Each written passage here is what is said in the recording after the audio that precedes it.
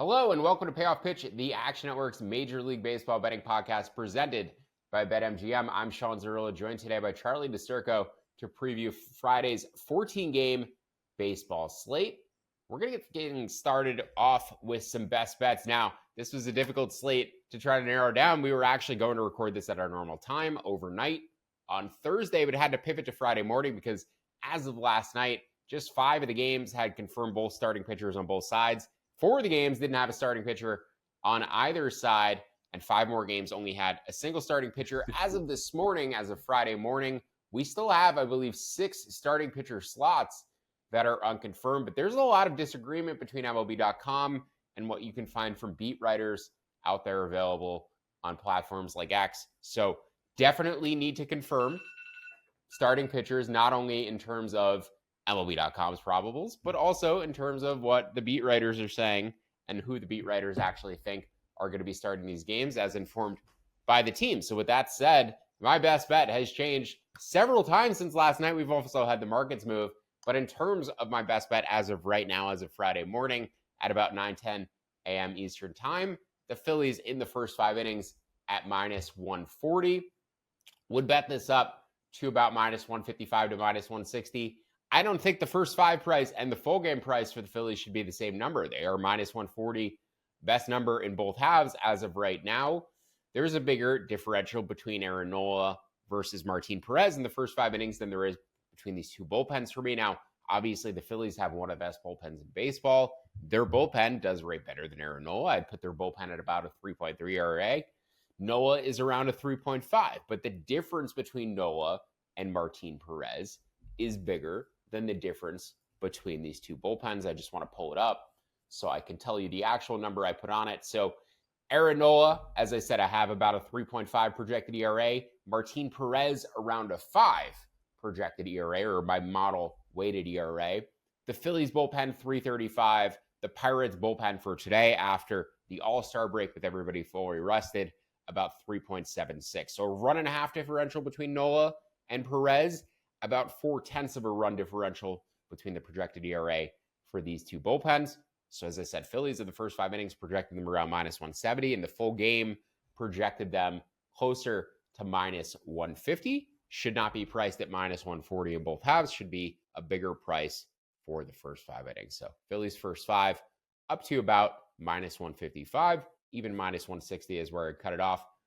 Charlie, go ahead and give me your best bet for Friday's slate, and also feel free to sprinkle in any other thoughts as to what your best bets were previously before we had some major movement, because I got the Cubs at minus 105 last night. That would have been your bet or my best bet. I saw you had the Cubs first 5 in there today at minus 105 and currently sitting at minus 140 now. So did you pivot off the Cubs? Are you still on the Cubs? Where are you at?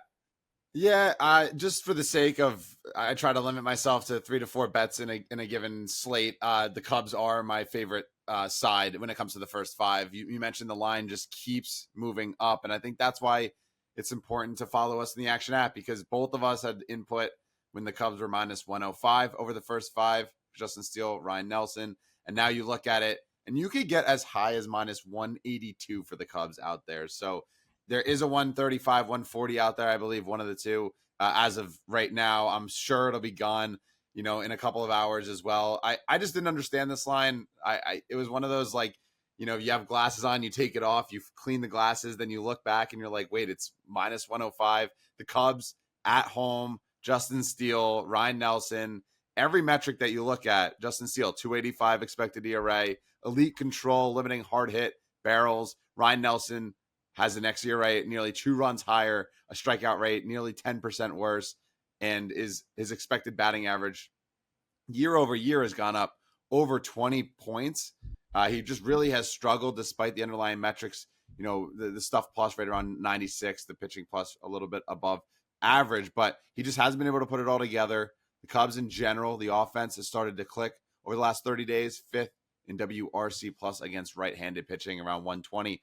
And Arizona, you think of these guys as lefty killers, but over the last 30 days, they're 18th in WRC plus, so have fallen below average. Just, recent trends. Obviously, the All-Star break might be good for everyone, but Justin Steele has been incredible of late. I don't see that changing here. I think that this is just a huge advantage in favor of Chicago. I still, the minus 135 out there, 140, like I would still take that. I don't know if I would go all the way up to minus 182 per se, but do like the Cubbies over the first 5 here. Yeah, I make the minus 145 over the first 5 innings and minus 131 over the full game. So my price targets would be about minus 135 and minus 120 respectively, but getting those minus 105s was a big advantage. And I thought there was a chance the line was based off of Zach Gallen potentially starting for the Diamondbacks. I went on sites and saw, Nelson as the listed pitcher opposite Steele, and the line sitting at minus 105. So I didn't really understand that on the same page with you, but seeing the movement in the direction of the Cubs obviously gives me some reassurance regarding the projection I put out there. I am on the under in this game, I should mention. Not my best bet, but the under 7.5 projected this total closer to 6.7. You have the wind blowing in at Wrigley today. Projected it at 6.78. Wind blowing in at Wrigley.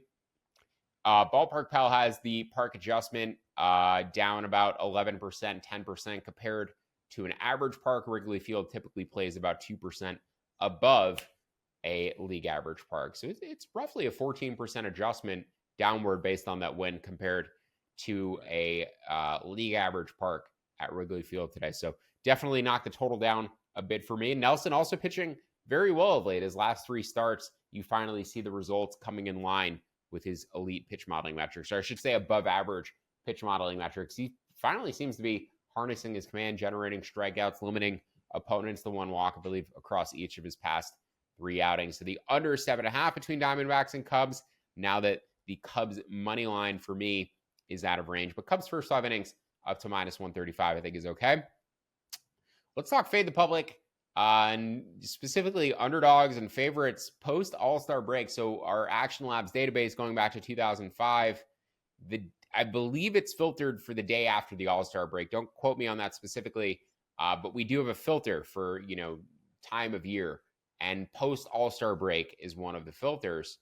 And if you select that filter and go back and pick underdogs or favorites and how they performed against the money line since 2005, favorites are 174.93. That's a 65.2% win rate. Good for an 11% or 11.7% ROI. Winning those games by a margin of 1.4 runs and $100 better would be up $3,113 or about 31 units since 2005, betting favorites straight up after the All-Star break. So I think just like opening day, we have a lot of systems that show profitable favorites on opening day when you have your number 1 pitcher on the mound, or presumably one of your top 2 pitchers on the mound, and a fully rested bullpen. You're likelier to beat an underdog just by nature of being well rested, having everything line up in your favor. Whereas once the season gets going, you have your bullpen pitching a little bit more aggressively. Guys are banged up on a day-to-day basis. There's a little minutia that you may not realize that underdogs have certain advantages on a day-to-day basis. But on days like today, on days like opening day, I actually think favorites may be a little bit undervalued in the aggregate, just because we sort of underrate, having all of your top relievers rested and available. So I don't want to be too underdog heavy today. Even some of the underdogs I've played, I didn't size up to normal staking. One of those underdogs that I did play, the Colorado Rockies at plus 140, 95% of the cash, or I should say 85% of the bets, 95% of the cash coming in on the Giants over the Rockies. This line, though, starting to move down from plus 140 closer to plus 130. Don't love necessarily betting on Cal Quantrill, all of the base hits he gives up at Coors Field. But the Rockies, they just play better at Coors than they do on the road. You look back through the Action Labs database since 2005, the Rockies, the Rays, the most profitable home underdogs. If you're going to bet the Rockies, if you're going to find value betting the Rockies against decent teams, it's usually at plus money at home, with teams going to Coors Field having to adapt to that environment. I'd also be curious to see, this is just like an anecdotal observation, but I feel like the first game of that series, when teams go to Colorado, I feel like the first game of the series, the Rockies tend to have a bit bigger of an advantage too, because they're used to hitting in that environment. Whereas these other teams come in, I feel like teams who are used to hitting for power, like the Braves, etc., they don't necessarily adjust their approach. They don't try to take advantage of the extra room in the outfield to get base hits. They're still trying to muscle out fly balls, like they normally do and hit home runs, expecting that the ball's just going to fly at Coors Field. But as we talk about time and time again, Coors Field does not have this significant home run boost compared to other parks. It just has a big base hit boost because the outfield is ginormous. And then when the home runs come and the extra base hits come, there's guys on base to score those runs. They're not solo shots. They're not doubles with nobody on base. They're doubles that are going to clear the bases. So I do think like the first game of the series, the first game that teams go there, road teams go there, there's like an adjustment day. And then after that, the remainder of the series, they tend to hit a little bit better. So I don't really like betting overs or, road teams the first day they go to Coors Field. But then after that, the remainder of the series, I tend to lean a little bit more towards them having offensive output. But yeah, it's Rockies or pass for me in terms of the fade the public side. I'd bet it down to about plus 133, projected this closer to plus 123. Don't think Kyle Harrison has been fully healthy this year, and also pretty big home road splits for him as well. I think it's not only just like a confidence thing because he knows the fly balls aren't going to hurt him as much at Oracle Park, but I do think there's something going on with him, home versus road. Charlie, pretty long-winded, fade the public explanation for me there, but any interest on the Rockies, any interest on fading another public team like our Mets today, who are very public side against the Marlins? Any other, underdogs out there that you would assume the market will be heavily against? Well, there's only one underdog, which I don't think the market's fully, against me, which I think we'll get into in a bit. But regarding this game, you couldn't get me to bet on Cal Quantrill with like anything possible. So I can't bet the Rockies. I do think they're the side. Kyle Harrison, really, I was pretty high on him coming into the year, and then it just like really hasn't clicked together at all. And even just watching him, like the strikeouts are very hit or miss. And then you get to Coors where the balls are not going to break as much, and you expect more struggles. The Rockies, their offense, just watching them play the Mets pretty closely, like has looked, a lot more disciplined at the plate. A lot of that I think comes with a lot of their younger guys getting used to more plate appearances, getting used to big league pitching. One of the guys that I've highlighted, time and time again over the last few weeks has been Brenton Doyle. And if I were to bet on this game, I would look toward him on the prop side of things. I think he's more than live to do some damage against Kyle Harrison here. You look at what he's done in the month of July.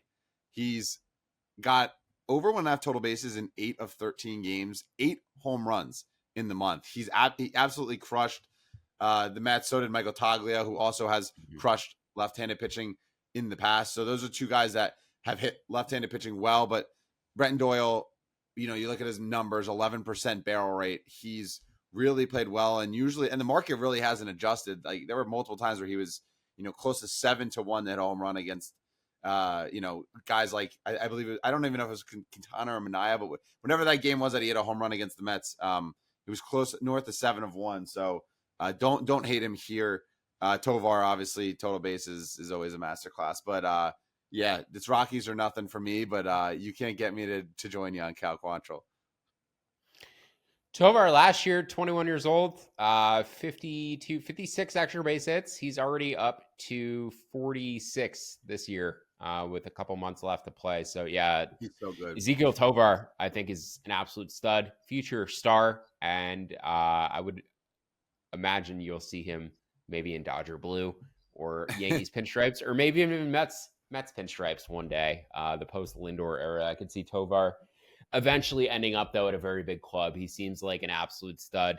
He was the youngest player, I believe, last year alongside Volpe, and he's really developing into a nice player. Would like to see the walk rate come up a little bit more, the strikeout rate come down. But, I mean, he's only he's 6 foot 160. He's not like a big guy, but he seems to have a lot of pop. Not just putting him out of Coors Field, but hitting him out of the City Field as well. Underdog of the day. We're both going with a couple teams from Texas. I believe my favorite underdog, the Texas Rangers, at plus 135 last night. It was a really big edge. Slightly less of an edge today at around plus 120. Moving down to plus 115. That would be my cutoff price because I projected this at plus 105. Nathan Eovaldi going to get the start against Corbin Burnes. I don't think Burnes' command is looked particularly sharp lately. It's a little wonky in the All-Star game. He's been wonky in other starts. I think he's getting away with it with runners on base. He just doesn't seem as sharp to me of late. I do feel like there is a disconnect between Burns as this like elite of elite, top of the heap pitcher versus what I view him as, which is closer to like a 3 ERA type guy. I think he's absolutely a number one pitcher. I think he's an ace, but I also don't think he's a 2.6, 2.5 guy. I think he's a 3 ERA type guy. So I might be a little bit lower on Corbin Burns than the rest of the market, but I really don't think that's the case because I'm factoring in his expected ERA, which is around 3, his bot ERA, which is sub 3. But in the same respect, Anthony Eovaldi is just a very solid starter. His projections around 3.75, and I think the bullpens here, again, given the rest, the day off after the All-Star break, the Rangers do not have the pen depth to handle multiple regular season games, back-to-back games, series over the course of weeks. And the Orioles would have a bullpen advantage if both of these bullpens had some tiredness to them just because they have more depth. But on an individual game basis, fully rested after the All-Star break, I make these bullpens pretty comparable. So Texas plus 105 is my projection. Would bet that down to plus 115.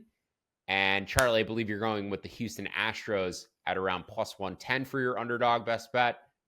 Just want to note, this is probably or maybe the time to bet Houston. So looking at the futures market before you get into this specific game, Charlie, Houston around 64% from Coda. The low is about 46% from Fangraphs to win the AL West, but 46%, 49%, 51%, the three Fangraphs projections. Pacoda at 64%. The Mariners have the easier schedule the rest of the way. The Astros, they're currently around plus 110 to win the AL West. And I think it's Astros or pass from a futures perspective, just given the projections that are out there. They're basically like a break even play or a significant edge if they're using that Pacoda projection. So I think the Astros AL West, this is potentially the time, the last chance to pull the trigger, especially given the fact that they're about to face up with the Mariners. But Charlie, I know you like Houston and Hunter Brown today. Yeah, I will say, just from a future perspective, can we talk or we don't have to talk about it, just I want to say, we talked on Green Dot Daily multiple times about the Houston Astros and how they were a team to buy. And then slowly but surely it was like, okay, their season's probably over because of all the injuries that they've had. They might have had the sneakiest last couple months of any team. Like I blinked and all of a sudden they're, right in the mix of everything right now. So yeah, I just, Bregman's starting to hit the ball. They finally cut loose with Abreu, and that was just, they had to have done it. And all the other guys, Jake Myers really coming on strong. But everything in general here in this game, I kind of like Houston. You mentioned fade the public, 79% of the bets, 25% of the money is on Seattle right now. That makes me feel pretty good about liking Hunter Brown against Luis Castillo. It just feels like, thinking back to that Kansas City Royals game where Hunter Brown got absolutely torn up, everyone still thinks he's this not great pitcher. And then they'll see a game like, oh, he gave up 7 runs against Minnesota. Yep, this is the Hunter Brown that I know. But if you look at Hunter Brown's numbers, 3.48 expected ERA, which is nearly a run lower than actual. He's in the 89th percentile in hard hit rate, which he dropped 13% year over year. And he's still getting unlucky in the sense of a 319 BABIP and a 1.3 home runs per 9. Most projections had him right around 105 home runs per 9. And, the baseline average 300 BABIP. So you're assuming that despite all this great numbers that Hunter Brown's putting together, he might even be due for more negative or positive regression rather. And yes, he has blowups. And yes, we saw the Kansas City game. Yes, we saw the Minnesota game. But if you take that Minnesota game out, since the start of June, Hunter Brown is a 1.26 ERA. He's been incredible on the mound for Houston. He's been a lifesaver to their season, quite frankly, with Blanco being suspended at times, Framber being injured, and then everything else that's gone on. And then he faces Luis Castillo, who I know you've been fading plenty of times in the past. 3.8 expected ERA, which is a little bit higher than his actual. He's in the bottom 40% of all pitchers in barrel rate, hard hit rate, ground ball rate, and his velocity has been wonky over the entire season. You last time out, yes, the velocity was up. But if you look at the 4 to 5 starts prior, it were some of the worst he had velo wise. We saw it. He's this season in general, a 3% strikeout dip. It doesn't look like the same pitcher, the same dominant one. Just kind of all his numbers across the board have taken a step back over the season. And then the last 30 days, Houston 8th in WRC plus against right-handed pitching. Seattle down at 27th. I don't think it's a surprise. Seattle's bats, they strike out a lot. They really struggle, especially against righties. And you mentioned, with just to end it on favorites, kind of cleaning up on the day after the All-Star break. That's mostly because of a bullpen edge. But quite frankly, I think these bullpens are pretty even, and their xFIP's right around, their rate. I think it's 10th and 12th between the two, with Seattle the slight edge. So I don't think there's a huge bullpen disadvantage here. I think it's about even. I think Hunter Brown is slightly the better pitcher than Luis Castillo, and the Houston offense is much better than Seattle. So I'm happy to take the plus 110. I'd back this all the way down to plus 100. I think this should be more of a coin flip, despite it being in Seattle. Yeah, make this plus 103. So if I can get plus 103. So if I can get plus 110 or better on Houston, I'd probably consider it. The best available number is about plus 108. So it looks like it's just out of my range, but I'll keep an eye on that one certainly throughout the day. Let's get into some final bets. There's a few more on the board. As I said, there's been a lot of movement. There's some bets that I placed that are now super far gone, like the Cubs at minus 105 or minus 140 that I would love to give out. But unfortunately, you're only going to get that if you were in the app and following along. And that price is long gone. But a few that are still in range, the Oakland Athletics at minus 110 at home against the LA Angels. I don't believe we have confirmed a starting pitcher yet for the Angels, which I'm assuming is going to be Griffin Canning. But assuming it is Canning, A's at minus 110. They're calling up Jacob Wilson, who I believe is their top prospect, absolutely raked throughout the minor leagues this year. Wilson, between AA, AAA rookie ball, 438 batting average, 475 on base, 687 slug in 200 plate appearances this year. I mean, just absurd numbers. Son of former major league shortstop Jack Wilson. He's going to be a really good player for them. You're going to start seeing the A's bringing up more and more guys in short order in the second half. But they have a decent, number of prospects who are going to contribute to their next competitive team eventually. And they're still projected to go over their preseason win total of what was about 55 to 57 wins, still pacing for about low 60s in terms of wins right now. So A's minus 110 today. Talk about it all the time, but that bullpen, if you get them in a close slate situation, they have an advantage over most teams. And then the Cubs under 7.5 in this afternoon's game. I think I might have mentioned it earlier, closer to the top, and projected it's closer to 6.7. Ryan Nelson is pitching much better and much closer to his underlying pitch modeling metrics of late, and wind blowing in pretty significant differential in Wrigley Field's conditions today relative to an average day, about a 10% adjustment. So Cubs under, A's money line. I think that might be it for me. A few more that were just out of range. The Mets under, the Guardians under. Those are ones I'm keeping an eye on, but that's those are bets where the model adjustment, my normal weather adjustment, says to bet it, but I look at the market and books I trust, books that I think are sharper, are much more heavily juiced to the other side than the numbers that I'm able to pick off in terms of books that I think are less sharp at the baseball market. So yes, would love to bet those on a normal day overnight if I didn't have a guideline to base it off of, where I'm like, I think these sharper books are a little bit, edged towards the over, a little bit angled towards the over. I might have placed those, but as of right now, Mets under, Guardians under look more like passes for me than they do like plays, but we're going to keep an eye on them. And then the Jays as well. I had to upgrade Jack Flaherty even a little bit further to where I think he should be, to not bet Toronto here. Toronto also looks like they're a very public side in terms of the pricing, minus 110 at home. I just want to avoid betting this team wherever possible at this point. So those are my passes, but bets that were all potentially in range. Charlie, any final bets for you and anything else that you're keeping an eye on for Friday slate? You just won final bet, which I know you logged the Reds Nationals over last night, and James Wood over 1.5 hits, runs, RBI at minus 120 is my favorite hitter prop of the slate. Frankie Montas really struggles against left-handed hitters. 270 average and an 870 OPS versus against righties. He's got a 203 average and a 577 OPS.